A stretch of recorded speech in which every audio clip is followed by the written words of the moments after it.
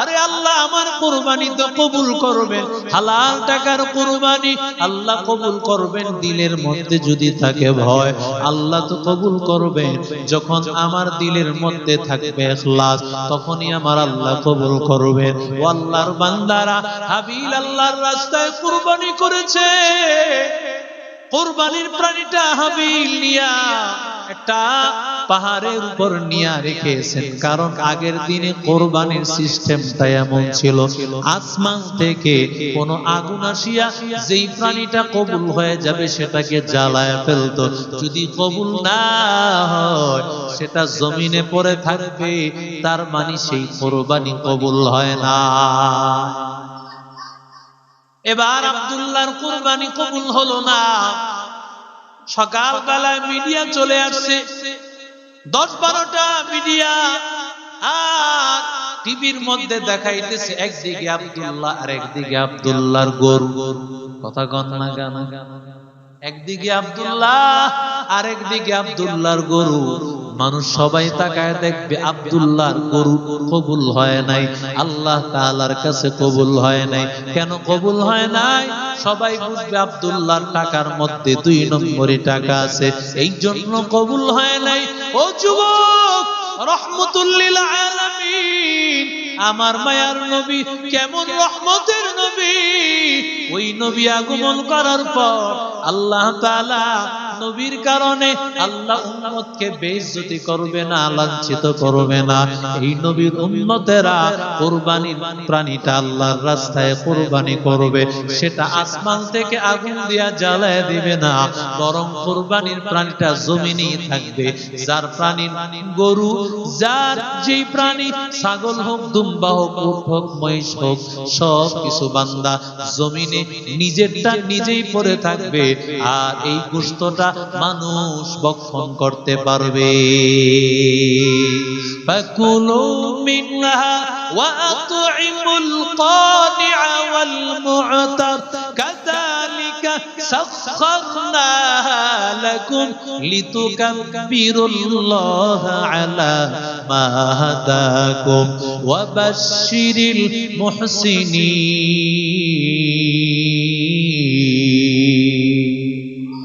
আল্লাহ তাআলা ডাক দিয়া বলেন, ও গোলাম, আমি আল্লাহ তাআলা একমাত্র কবুল করি। এই প্রাণীটা আমি আল্লাহ দিয়েছি, এই প্রাণীর গোশতটা নিজে খাও, অন্যকে খাওয়াও, তবে আমি আল্লাহ তাআলা খাওয়ার জন্য দেই নাই। কারণ আমি আল্লাহর কাছে গোশত আসে না, রক্ত আসে না, কিছুই আসে না।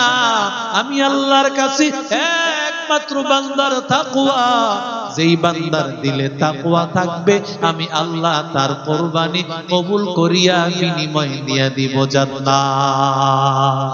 আতিনা ফি দারে দুনিয়া না হাসান, আতিনা ফি দারে উকবা না হাসান, ইয়া গিয়াসাল মুস্তাগীসিন নাহদিনা লাফতিখারা বিল উলুমি ওয়াল গিনা।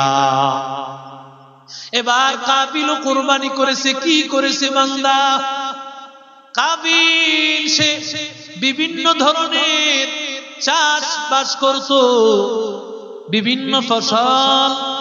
কাবিল তার ফসলের মধ্যে সবচাইতে খারাপ ফসল চিটা, ধানের চিটা, ফলের মধ্যে নিষ্ঠা একেবারে ফলগুলো একটা কোড়ার মধ্যে, একটা ডালার মধ্যে দিয়া সেগুলো আল্লাহর রাস্তায় সে পেশ করেছে।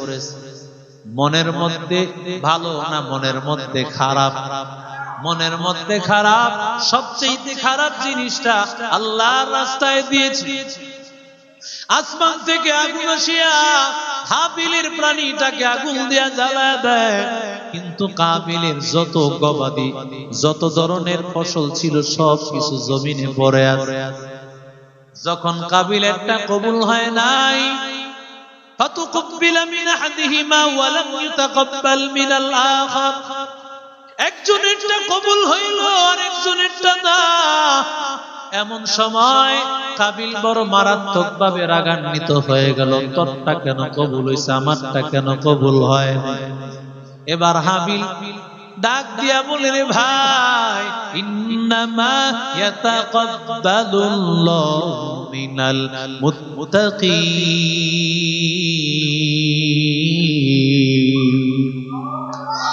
কাবিল একেবারে সারা জীবনের জন্য, সব মানুষের জন্য কাবিল হাবিল বলে দিল, কিয়ামত পর্যন্ত যার আমলের মধ্যে থাকবে তাকওয়া, যার আমলের মধ্যে থাকবে আল্লাহর ভয়, তার আমলটা আল্লাহ কবুল করে নেবেন।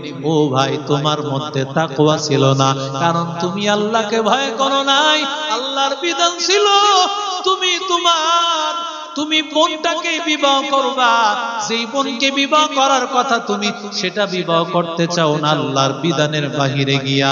এবার তোমার মন মতো কোরবানি করেছো, না না, মন মতো কোরবানি আল্লাহ কবুল করে না।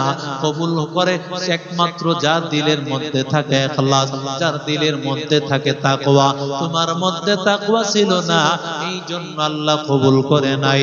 ও কাবিল, ভালো করে শুনে নাও, কিয়ামত পর্যন্ত যার দিলের মধ্যে থাকবে তাকওয়া, যার দিলের মধ্যে থাকবে ভয়, তার কোরবানিটা আল্লাহ কবুল করে নেবেন।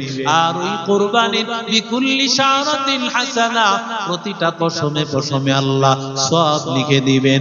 আল্লাহ তাআলা এই পশমগুলো কুরগুলো আল্লাহ হাসরের ময়দানে নেকের পাল্লায় ওজন করে আল্লাহ জান্নাতি বানায় দিবে। ও আল্লাহর বান্দাদের দল, এই জন্য শেষ কথা, আল্লাহকে ভয় করো, আল্লাহর ভয় দিলের মধ্যে ঢুকাও। বলে আল্লাহর ভয় আসবে কিভাবে? আল্লাহ ওয়ালাদের সোহবত অর্জন করলে। ও বান্দা, এখনই আপনাদের সামনে যুগশ্রেষ্ঠ আল্লাহ ওয়ালা আল্লামা আহমদ শফী রহমতুল্লাহি আলাইহি সহ বড় বড় বুজুর্গদের সোহবত যারা পেয়েছেন, হাজার হাজার আলেমাই উলামায়ে কেরামের উস্তাদুল আসাতিজা আল্লামা শামসুল হক সাহেব, বড় বুজুর্গ আল্লাহ ওয়ালা, এখনই বয়ান করবেন। আল্লাহ বলেন, ইয়া আইয়ুহাল্লাযীনা আমানুত্তাকুল্লাহা ওয়া কুনু মা'আস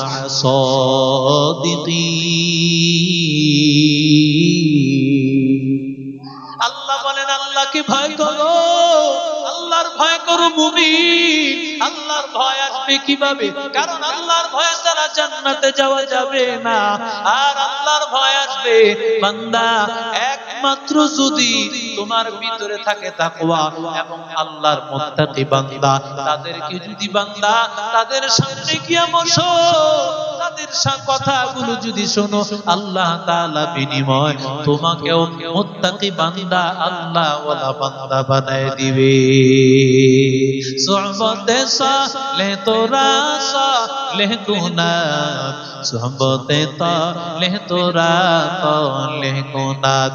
এক জামানা সোহবতে বা আউলিয়া, বেহতর আজ সালা তাআত বেরিয়া।